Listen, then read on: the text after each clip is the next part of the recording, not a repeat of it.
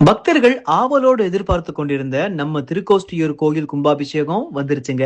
ஆமாங்க, சிவகங்கை சமஸ்தானம் தேவஸ்தானம் ராணி டிஎஸ்கே மதுராந்தகி நாச்சியார் அவர்களோட நேரடி ஆளுகைக்கு உட்பட்ட திருக்கோஷ்டியூர் ஸ்ரீ சௌமிய நாராயண பெருமாள் கோயில் கும்பாபிஷேகம் வர்ற பிப்ரவரி 6ஆம் தேதி காலை 9:26 இருந்து 10:18 மணிக்குள்ள நடக்குது.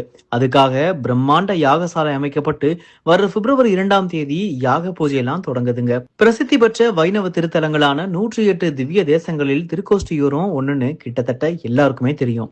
இங்குதாங்க ராமானுஜர் தன் தலை சுக்குநூறாக சிதறிடினும் தான் பெற்ற இன்பம் பெருக இவ்வையகம் என்ற நற்கருணையால் திருக்கோஷ்டியூர் நம்பி தனக்கு உபதேசித்த ஓம் நமோ நாராயணாய என்னும் மந்திரத்தை ஊருக்கு உபதேசித்து எம்பெருமானார் என்ற திருநாமம் பெற்றார்.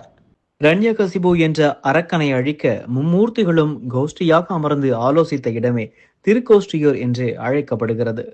இத்தல உற்சவர் சௌமிய நாராயண பெருமாள் வெள்ளியால் ஆனவர். இவர் தேவேந்திரனால் கதம்ப முனிவருக்கு அன்புடன் கொடுக்கப்பட்டவர். இத்திருக்கோவிலின் கருவறை விமானம் ஓம் நமோ நாராயணாய என்னும் அச்சாட்சர மந்திரத்தை கொண்டே நிர்மாணிக்கப்பட்டுள்ளது.